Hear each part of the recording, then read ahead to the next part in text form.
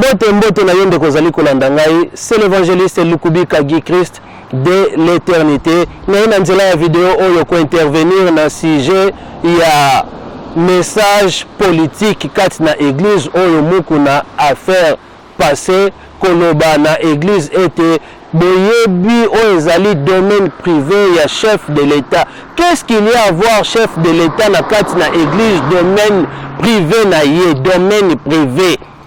Qu'est-ce qu'il y a à voir domaine privé wana kati na église? On banda côté ya bato oyo ezali domaine privé ya chef de l'État. Ah donc ezalaka na église te, ezalaka na nde politique. Peuple de Dieu bon la muka na lobaka tango nyonso toza lisusu na temps ya distraction te parce que bilembo nyonso lobaki yango tozomona yango ezokokisama to pe ekokisami omona mutu yo oza ko croire que ozali na elongo bozotambola elongo mais bozana lisusu elongo te nzamba sa tika ekala isuffit kaka ke obima na sentiment po omona mbala moko misala na ye puisque Yesu azoloba tokoyeba bango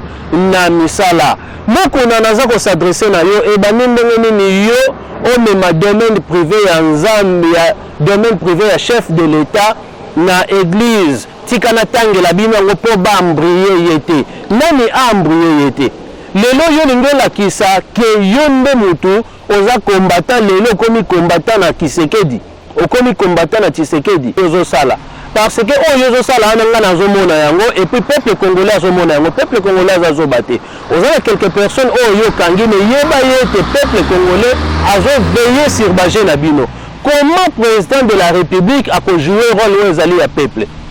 Qu'est-ce qu'il y a à voir domaine privé? Ezali défense, ezali finance, ezali affaires étrangères. Donc wana moto vraiment koyi kolekela chef de l'État te. Yo bosani nyoso oyo salaki na pouvoir ya Kabila. Oliembongo o contribuer na makila ya peuple congolais 12 millions de morts. Bino église de réveil yo mukuna bino ba décideur bo contribuer na makila wana bobi église eza apolitique église ko kota makambo ya politique te siko yo bandi makambo ya politique na église ya Nzambe koma donc église angeza la kana église te lelo zo fait avoir batuke to peuple congolais église wana aseka eza na politique eza na église ya Nzambe te ba oyo ba yebaki te mais ba oyo bazana bola muki ba yebi ke ezala église te eza politique. Donc boza wana tout simplement pour manipuler aux ezali peuple de Dieu, c'est-à-dire ba serviteur aux ezali ya libumu ba serviteur ya nzala oyo bazo travailler pour na mbongo bozo travailler pour na matériel. Yo le bi politique ezali yo le bi église ezali a politique mosali ya nzambe ko kokota makambo ya politique te otelemeli ba catholique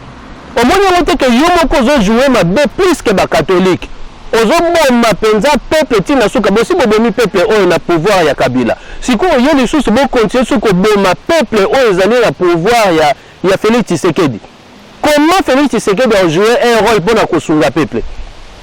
Parce que mission na bino bozana ba décideur soi-disant l'église de réveil mission na bino ezali ya ko boyi côté ezali lipamboli ya peuple soki peuple lingi a s'en sortir bino boyebo lobi biso nde ba décideur bino boyebo lobi non likambo eza boy ekosala maboy.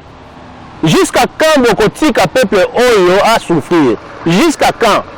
Moko na repens-toi, nzamba za na kanda na yo. Wana za ko avertir yo repens-toi parce que il est temps. Il est temps ya kopesa bomoyi na yo na Yesu. Il est temps ya kopesa bomoyi na yo na Yesu, ya ko confesser ba mabe nyonso oyo yo sali na pouvoir ya Kabila pour zo continuer na kosala na pouvoir oyo. Comment koki ko manipuler président de la République tina niveau oyo?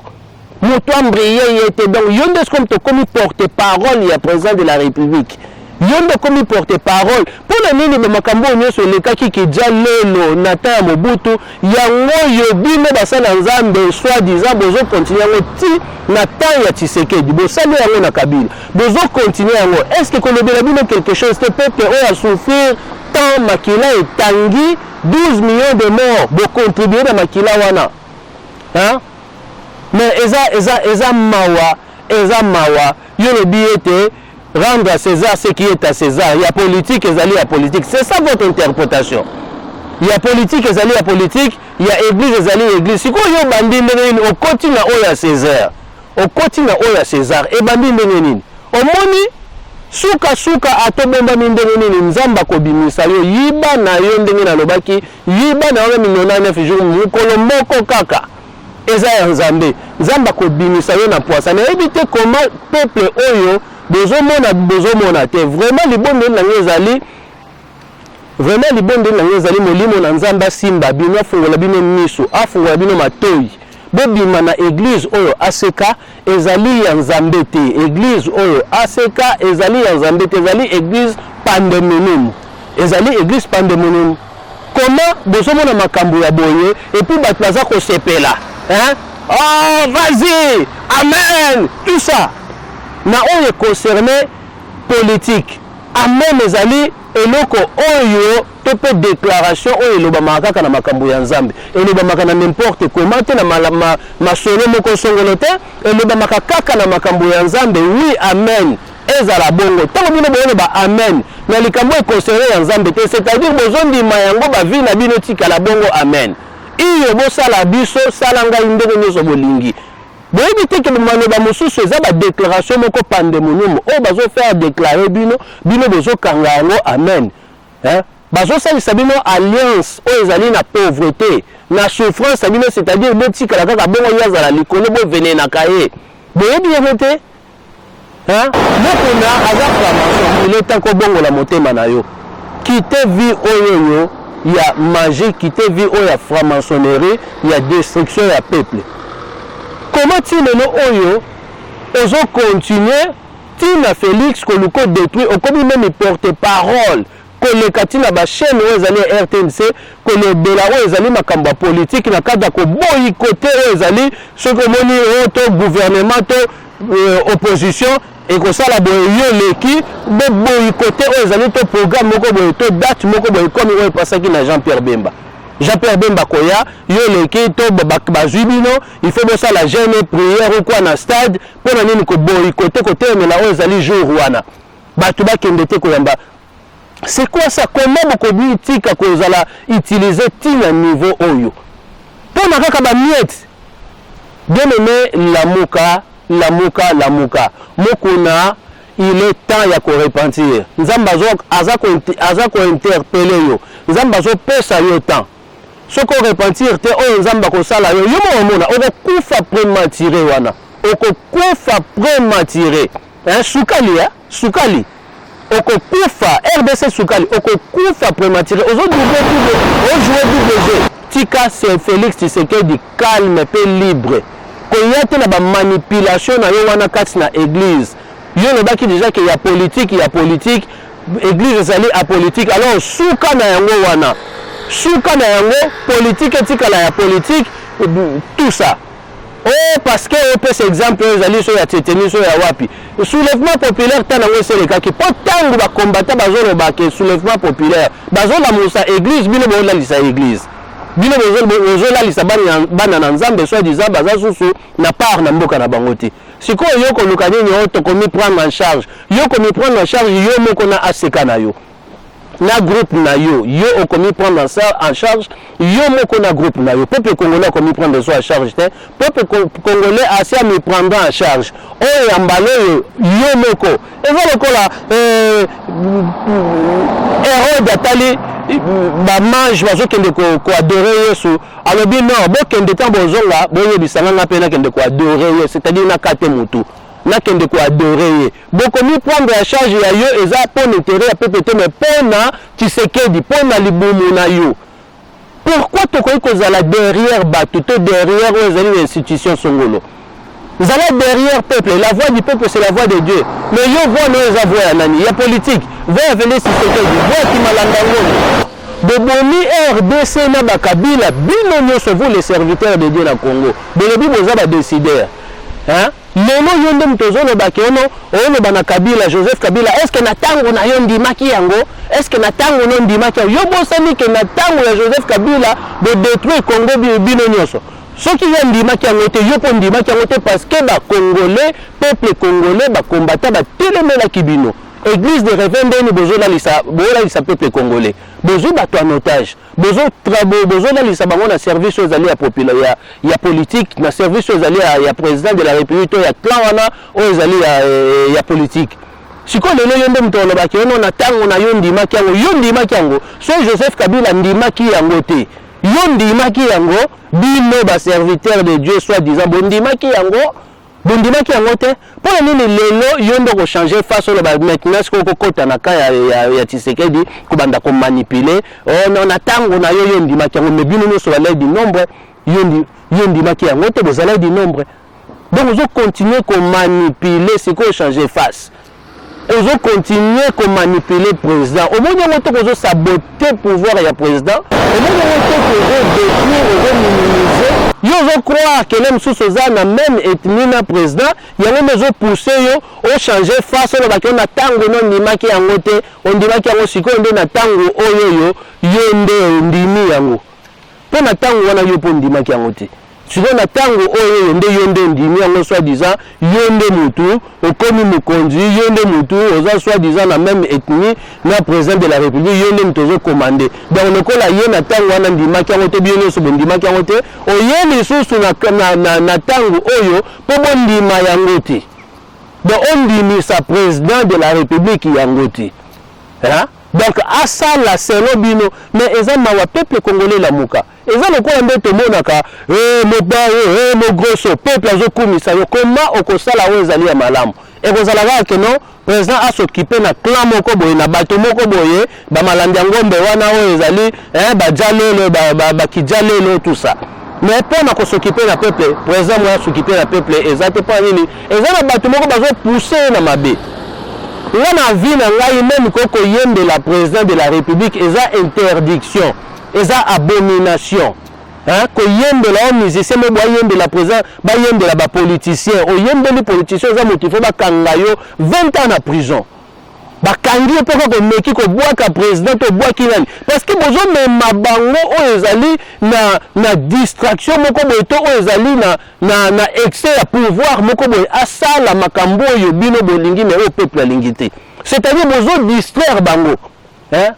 muto yaza déjà na domaine moko politique to pe président de la république aza muto te ko ya ko s'amuser na ye boka mataka kombo na ye to titre na ye bo utiliser na n'importe quoi na n'importe comment pour l'intérêt na bino non hein non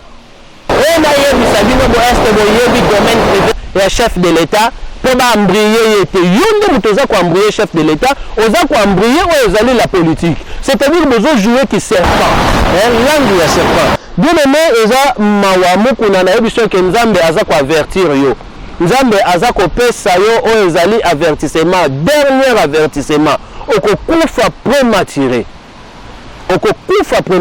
makila ba congolais nyoso za na mutu na yo na mutu na bino basali ya nzambe bobi ke boza ba décider parce que bo contribuer na makila pour besoin continuer à contribuer na makila de bino besoin de l'intervention rapide moko boye espoir ya suka ya politique topé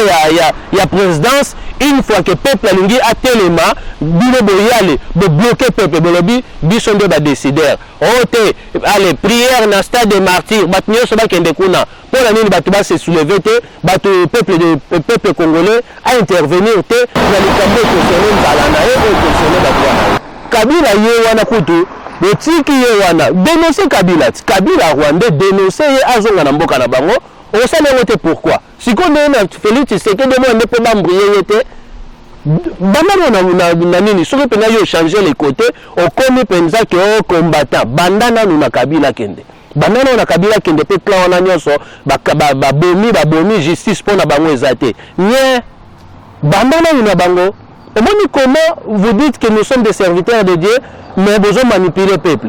Vous avez des serviteurs en Zala, vous avez des serviteurs en Bongo. Bien aimé, ils ont mamie, ils ont fait ça kanda, tant ils ont mona, il faut qu'ils intervenir. naza na choix te toza ba sentinelle ya église donc naza na devoir ya kolamusa pe ko interpeller peuple na ba situation oyo ezali ya boye donc il y a des hommes de Dieu oyo bozo croire basali na nzambe basali na nzambe te nzambe asatika bango kala tango yo za sous autorité ya mutu abongo azotia ko maboko c'est-à-dire azo communiquer oyo ezali ba démon azo communiquer malédiction parce que Bible lobi on donne ce qu'on a tango mutu azotia yo maboko azopesa yo nini azo communiquer ni mafuta utaki na mutu ya awe kitaki na nzoto yesu ko soki azali conducteur na bino azali responsable na bino mafuta oyo uta na mutu ne uta at mafuta on peut kita na mutu na ye parce que ezala so ya nzambe te ko tango ekiti na mutu na ye eke wapi